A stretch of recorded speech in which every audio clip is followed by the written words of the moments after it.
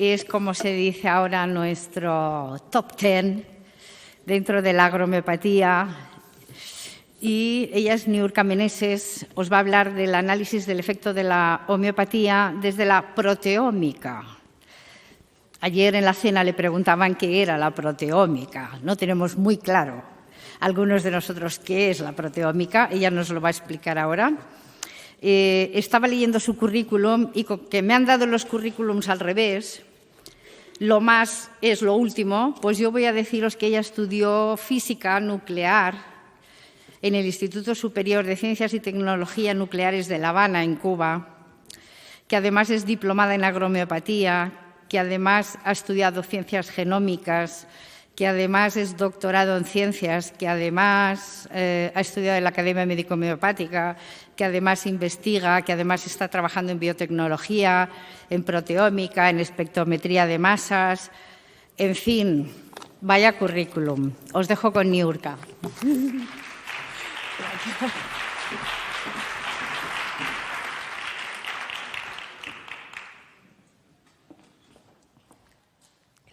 El agua. Bueno, ¿me escuchas? ¿Me escuchan?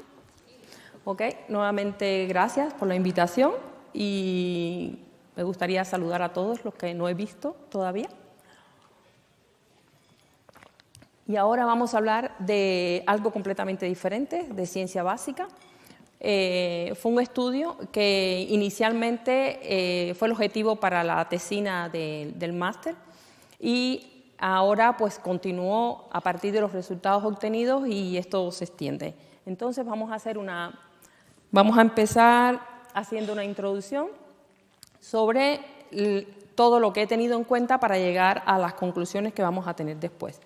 Como ya me lo dejaron fácil porque en la mañana ya vieron que ya está publicado que en los medicamentos homeopáticos pues están presentes nanopartículas y aparentemente son las responsables del efecto de estos medicamentos. Y como todos saben, el átomo está compuesto por partículas, el núcleo está compuesto por neutrones y protones y alrededor tenemos electrones. Y además, estas partículas están separadas entre ellas y están compuestas por partículas más pequeñas que se llaman quarks. Y esta es la causa por la cual todo el estudio de esta ciencia se llama mecánica cuántica por los quarks. ¿Y por qué hablo de esto? Porque vamos a ver que los átomos están distribuidos de esta manera, pero aquí entre los electrones no hay nada, esto está vacío. Y entonces, ¿qué es lo que lo mantiene en movimiento? ¿Qué es lo que lo mantiene unido? Energía. Energía nuclear en este caso.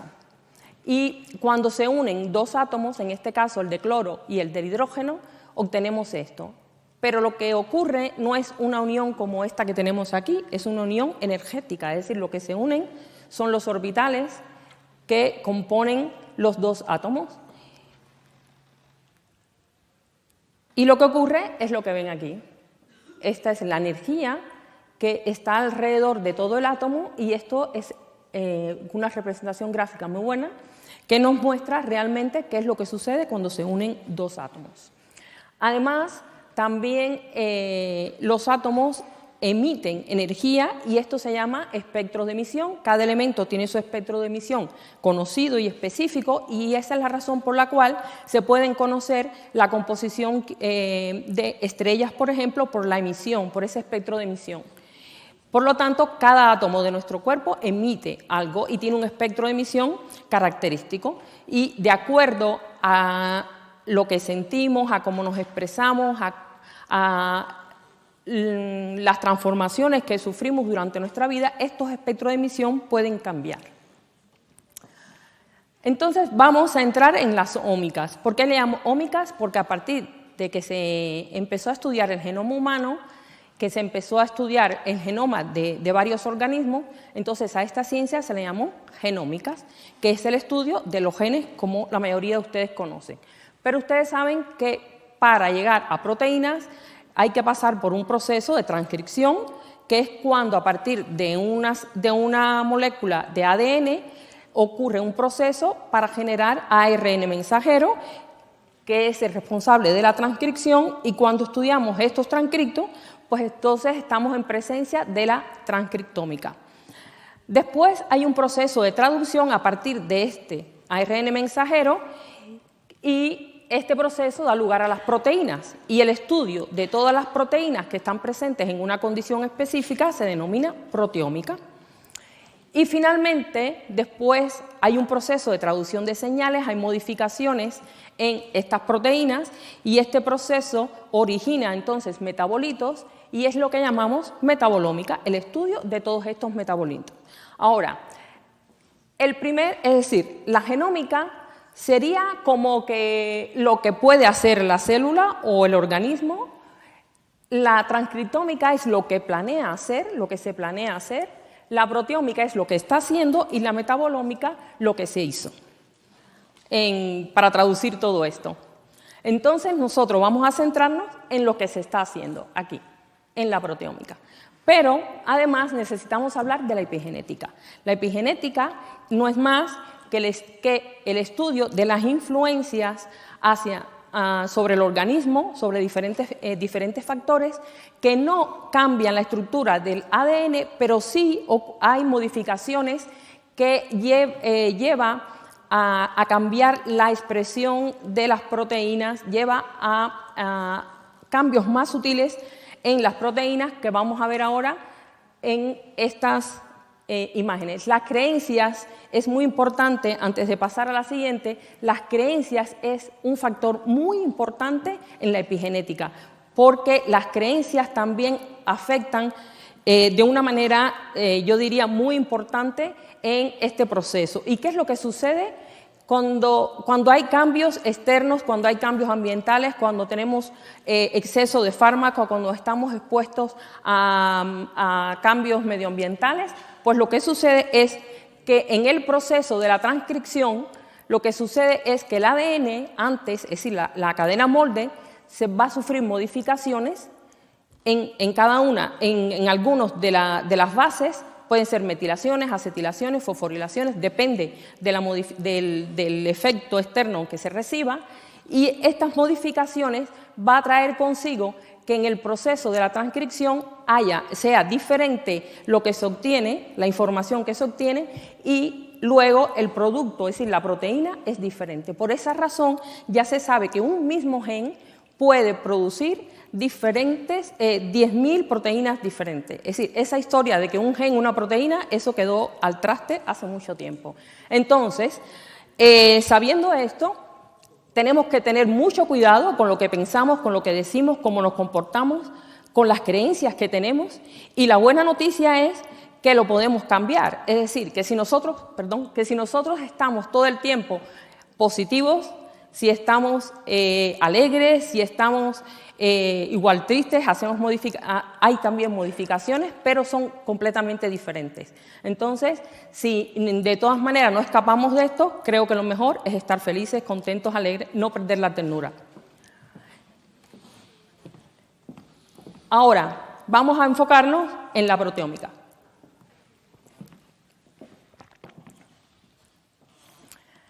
Para hacer un análisis proteómico, lo primero que se necesita es tener una muestra, que puede ser tejidos, pueden ser células, pueden ser animales, partes de animales, etc. A partir de ahí se hace una extracción de proteínas.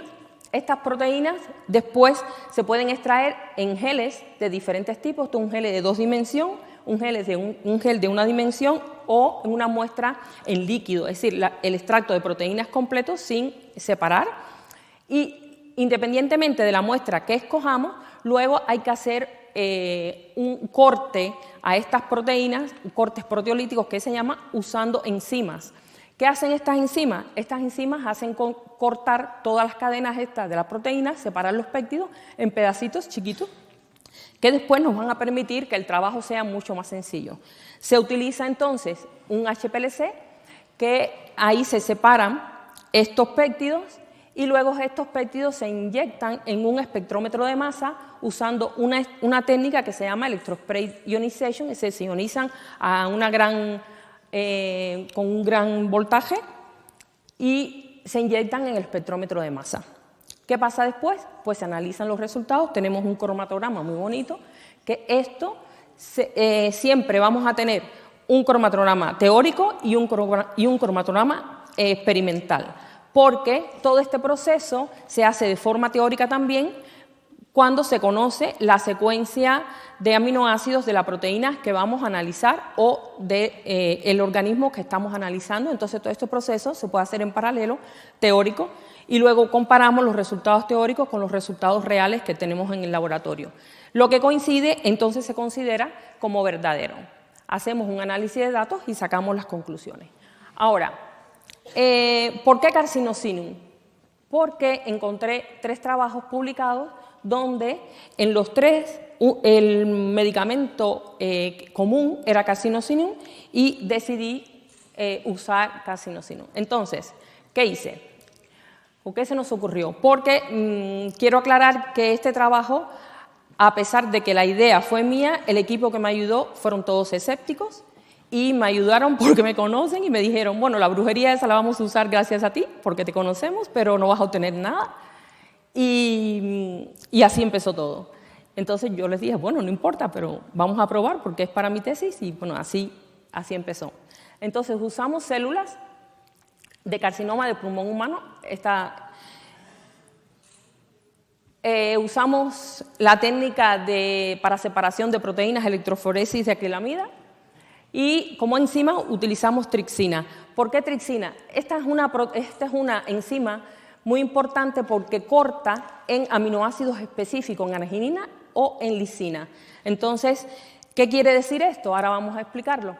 Imagínense que esto es un trozo, que esto es una proteína, y entonces aquí tenemos arginina, lisina, arginina, lisina, arginina, lisina.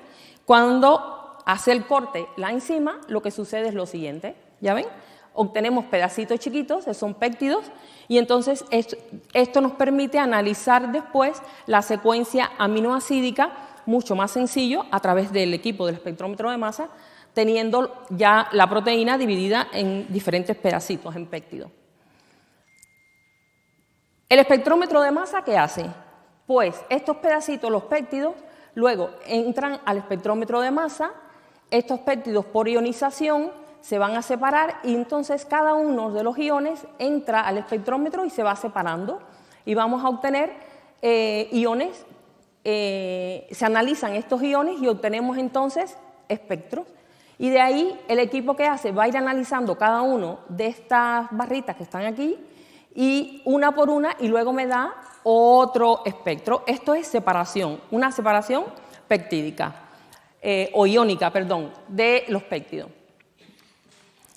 Entonces, para hacer ese trabajo, ¿qué hicimos? Como dije, utilizamos células de carcinoma de pulmón, esperamos a que estuvieran confluentes entre 70 y 80%, ¿esto qué quiere decir? Que estaban crecidas casi hasta, no al 100%, porque lo ideal es que todavía le falte crecer, y en ese momento es que se inocula con el tratamiento que uno quiera hacer, que quiera estudiar, y entonces esperamos a que estuvieran en condiciones óptimas.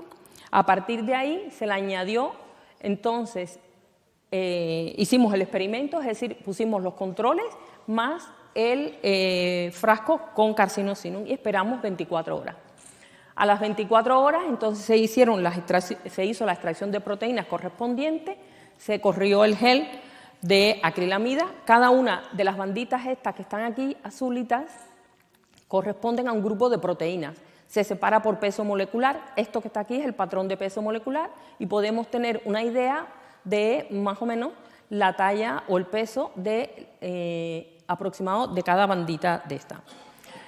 Vuelvo a repetir, una bandita no es una proteína, es un grupo de proteínas. Y entonces luego se corta esto en bandas más chiquiticas, es decir, las bandas se van, estos gelecitos se cortan en trocitos, así, y luego esos trocitos se digieren con la enzima y se corta en péptidos. Estos péptidos se inyectan al espectrómetro de masa y ahí empieza todo el proceso. Se comparan con la base teórica y obtenemos los resultados. Y si todo sale bien, pues a publicar.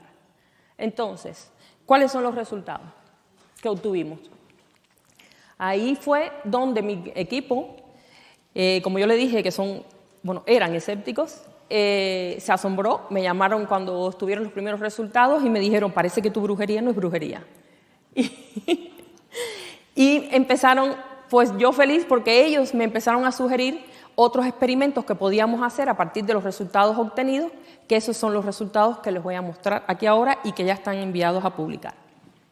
Entonces, se identificaron un total de 889 proteínas, de las cuales solamente se tuvieron en cuenta las que fueron significativas, que fueron 79. Las proteínas que fueron identificadas solo en presencia de carcinosinum fueron 21. Las que aparecen en los controles negativos, solo en los controles negativos, fueron 24. Y las proteínas que aparecen en todas las condiciones, incluido el control positivo, fueron 34. Estas proteínas son importantes porque estas proteínas se consideran reguladas positiva o negativamente. ¿Esto qué quiere decir? Las que están en los controles negativos, que su expresión o la abundancia es menor que las que aparecen en el control positivo, entonces se consideran que están reguladas positivamente. Y las que aparecen en mayor abundancia en los controles positivos, entonces se consideran que están reguladas negativamente. Es decir, que con el tratamiento disminuyó la expresión en el caso que sean negativos o si son reguladas positivas, que aumentó la expresión, a pesar de estar presente en las dos condiciones. Y ahora surge el problema, ¿cómo analizamos estos resultados? ¿Qué hacer con todas estas proteínas? Entonces, lo único que se nos ocurrió fue analizarlo por dos métodos, buscando la localización celular y la función en la célula de estas proteínas. Es decir, la localización celular era en qué parte de la célula se encontraban y la otra, qué función tenían estas proteínas en la célula. Y aquí están los resultados. De acuerdo a la localización, en las células encontramos que en prácticamente todos los compartimentos de la célula encontramos proteínas que se activaban en la presencia de carcinosinum, así como proteínas que estaban reguladas positivas y negativamente. Aquí cabe destacar que en presencia de carcinosinum aumentó considerablemente, significativamente el número de proteínas citoplasmáticas y un dato interesante que desaparece prácticamente las proteínas que identificadas pertenecientes al retículo endoplasmático. Esto puede tener una explicación, todavía no sabemos cuál, pero la hipótesis puede ser que ya las células no la necesitan para lo que necesita, para la función que estaban realizando aquí sin ningún tratamiento. En el caso de las proteínas que son reguladas positivas o negativamente, pues vemos aquí las que son reguladas positivas, las que son reguladas negativas, y como ven también encontramos en prácticamente todos los compartimentos celulares, y lo interesante es que en las que disminuye su expresión están mayoritariamente las proteínas citoplasmáticas y las que se encuentran en las mitocondrias. Las mitocondrias, como ustedes saben, son las responsables de la respiración celular. Ahí ocurren también los procesos de oxidación-reducción. Es un órgano muy importante en la célula. Y, sin embargo, en las que fueron reguladas positivamente, las mayoritarias están en esto fue el núcleo, no el citoplasma. El azul es el núcleo. En el citoplasma, en este caso. Entonces, ¿ahora qué toca? Ahora toca pues, analizar las funciones que tienen estas proteínas y vamos a ver qué encontramos. Primero vamos a hablar sobre las proteínas que fueron identificadas o activadas en presencia de carcinosinum solamente. Aquí es interesante destacar que esto no es absoluto, porque esto también depende de la abundancia de las proteínas. Puede ser que hayan proteínas que me falten en el estudio, pero también depende de la sensibilidad de la técnica. Y si la proteína está muy poco abundante, igual hay veces que no se detecta. Y entonces hay que repetir varias veces hasta buscarla. Entonces, voy a ir rápido. Estas son proteínas las que fueron encontradas o activadas, perdón, en presencia de carcinosinum, y voy a destacar esta, es una defensina, y esta proteína tiene actividad antibiótica, fungicida, antiviral, tiene actividad antimicrobiana contra bacterias gram negativas y gram positivas, y se cree que las defensinas matan microbios al permeabilizar su membrana, la membrana plasmática. Esta proteína es muy importante y en presencia de carcinosinum se activa. ¿Qué nos está diciendo? Que la célula se está preparada para combatir lo que venga. Entonces, como conclusión, en este caso, podemos decir que las células corresponden al estímulo de carcinosinum, activando proteínas que intervienen en el proceso de reparación de la membrana, reparación del ADN, y favorece la síntesis de nuevas proteínas y activa proteínas relacionadas con el sistema de defensa de la célula. Ahora vamos a analizar las proteínas que solamente aparecen en los controles negativos.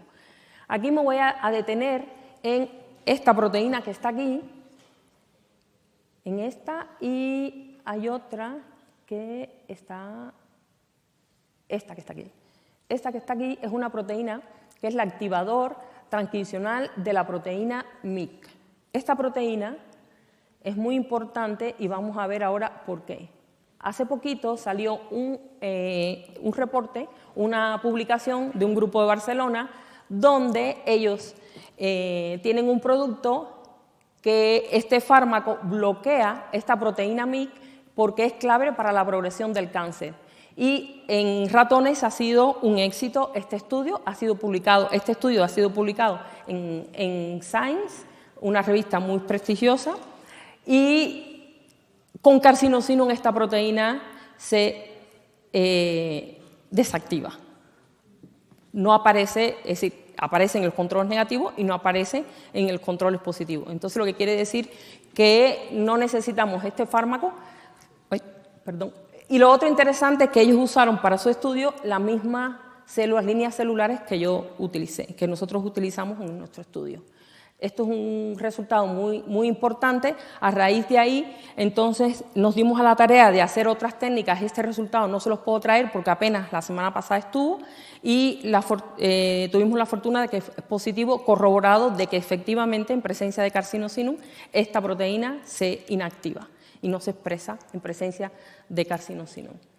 Y en el caso de las proteínas que son reguladas positivas y negativamente, estas son las que están en rojito, son las que están reguladas positivamente, y estas son las que están reguladas negativamente. Como conclusión, podemos decir que carcinosinum induce el aumento de la producción de proteínas como la hemoglobina, glicoproteínas, así como enzimas, como estas, no voy ahora a leer todo esto, y que además induce la disminución de la producción de proteínas como estas que vemos ahí. Y esto me dio pie a crear una hipótesis sobre cómo pudiera funcionar el medicamento homeopático en las células. Tenemos la célula.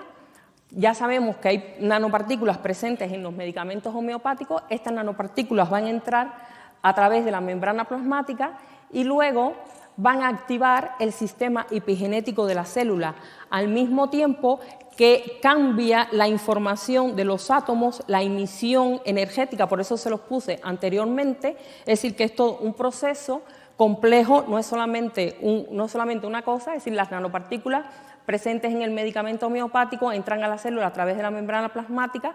Para la célula esto es una señal externa con una energía específica. Llegan hasta los diferentes compartimentos celulares y allí se unen a las diferentes proteínas haciendo cambios post-traduccionales. Entonces, paralelamente inducen cambios en los patrones de emisión de los átomos hacia el equilibrio que estaba por alguna forma dañado. Y cambian la configuración de los nucleosomas, provocando un cambio en los patrones de ADN a través de modificaciones posttraduccionales, provocando una cascada de nuevas reacciones que le dan señal a la célula de sintetizar proteínas adecuadas para recuperar la salud. Entonces, ¿qué sigue? ¿Qué sigue? Estudiar metabolómica, porque es el siguiente paso para demostrar que esto es cierto. ¿Y qué sigue también? Como conclusión, podemos decir que la acción de los medicamentos homeopáticos ocurre a todos los niveles dentro de la célula, que además ayudan a la célula a regular la producción de algunas proteínas, tanto negativa como positivamente, y que la espectrometría de masa definitivamente es una técnica muy potente que nos puede ayudar a investigar más sobre la acción de los medicamentos homeopáticos en los organismos vivos. Y que carcinosino inhibe el activador transcripcional de esta proteína y, bueno, además, ya lo sé, también la proteína en sí, pero ese resultado no lo pude traer. ¿Y qué sigue? Pues realizar investigaciones similares empleando otros medicamentos homeopáticos, usando diferentes potencias, tratando de usar representantes de cada reino, y así como otros nosodes.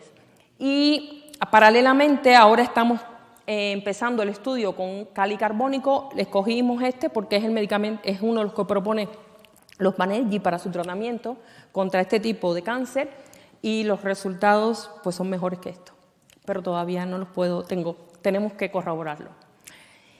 Y muchas gracias por...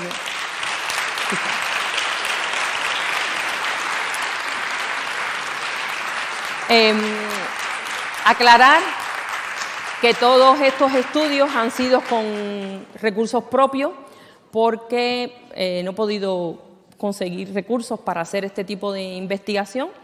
Espero que ahora, a raíz de esto, en el laboratorio donde me están apoyando, pues surja algún proyecto, algo que podamos continuar. Pero si alguien está dispuesto a colaborar, bienvenido. Tenemos tiempo para 2 preguntas. Me dicen que tenemos tiempo para 2 preguntas.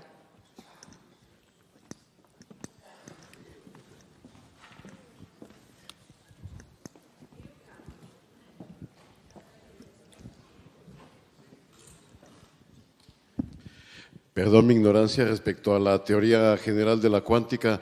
Cuando habla de nanopartículas, ¿estamos hablando del bosón de Higgs para acá, hacia la materia? ¿O podemos entender que hay fuerzas del orden de lo fotónico que estén interactuando? ¿O en algunos casos son simplemente interacciones energéticas y en otros hay auténticas partículas? Perdón, nuevamente soy un profundo ignorante, pero me queda la duda de exactamente nanopartícula, ¿es un quartz energético o es una porción material de algo, una porción de materia, una partícula subatómica? Perdón, gracias. No, está bien. Son 2 cosas diferentes. Es decir, las nanopartículas son materia, son estructuras, pero su nombre porque se mide el tamaño, es nanómetro. Entonces, son muy pequeñitas, no se pueden detectar a simple vista, se necesitan microscopios electrónicos muy potentes para verlas. Y ya se sabe que existen y se han descubierto por investigaciones como las que le mostré anteriormente, básicamente realizadas en la India, que los medicamentos homeopáticos, en ellos lo que hay son nanopartículas. Por eso, con los métodos normales que conocemos, con un microscopio convencional no las podemos ver, no se pueden ver. Y estas nanopartículas varían en su tamaño de acuerdo a la potencia del medicamento, si es del reino animal, si es del reino vegetal, varían mucho en su tamaño. Y lo otro mi hipótesis es que a partir de la acción de estas nanopartículas, ellas llevan una energía que son las que cambian el patrón de emisión de los átomos y además activan el sistema epigenético o lo cambian de la célula de alguna manera. Muchas gracias, es una maravilla lo que nos explicas. Gracias. Y anima mucho, la verdad. Pienso que la homeopatía es una medicina de futuro. Y yo te quería preguntar, en caso de ausencia de una enzima como la prodilasa, si sería posible que se llegara a sintetizar por medio de la epigenética o del trabajo con las proteínas o de alguna manera o influyendo sobre el ADN para que se llegara a sintetizar la prodilasa. ¿O es imposible? Gracias. Bueno, para mí los imposibles no existen. Alguien decía que el imposible es las cosas que se demoran un poquito más en obtenerse. Y hay que estudiarlo. Ahora no puedo decir ni que sí ni que no, simplemente hay que estudiar y ver qué sucede. Lo que sí, esta técnica es muy potente y sí podemos estudiar.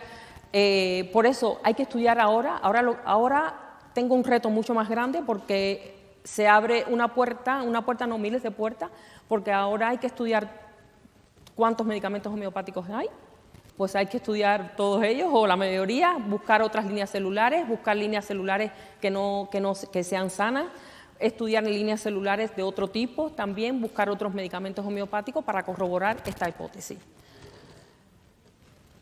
¿Sí?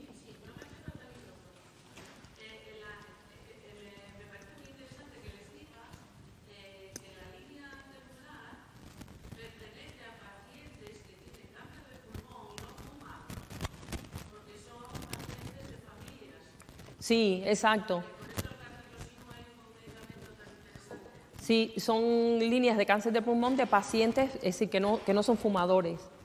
Exacto. ¿Sí? Sí.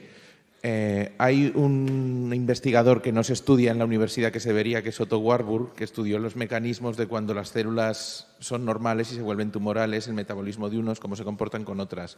Como que las tumorales se vuelven al metabolismo arcaico como si fueran bacterias y las eucariotas, pues, utilizando la respiración aeróbica. Simplemente para aclararme, las del grupo de Carcinosinum parece ser, para que me aclares, como que aumentaron sus proteínas de núcleo y de las mitocondrias. ¿Es así o estoy equivocado? Sí, es así, es decir, aumentó la expresión de estas proteínas y lo que parece ser, de acuerdo a los resultados que hemos visto ahora con el otro medicamento, bueno, esto no lo puedo mostrar porque hasta que no esté, les digo, ¿cómo se hace esto en ciencia? Tienes que tener al menos 3 repeticiones, 3 réplicas del experimento para decir que tienes un resultado. Entonces, estos no son 3, estos son 6. Entonces, más que demostrado. Y el siguiente, pues tengo uno solo, tengo que demostrar hacer mínimo 2 experimentos más. Y lo que sí me he dado cuenta es que, al menos en presencia de Carcinosinum, las células que fueron tratadas tienen la tendencia a recuperar la salud. Entonces, ahora otro experimento que estamos haciendo es ver en el tiempo qué sucede con estas líneas celulares también, porque solamente los estudiamos 24 horas, si realmente revierten a células sanas. Eso es. Muchas gracias. Ya creo que ya. Bueno, muchísimas gracias.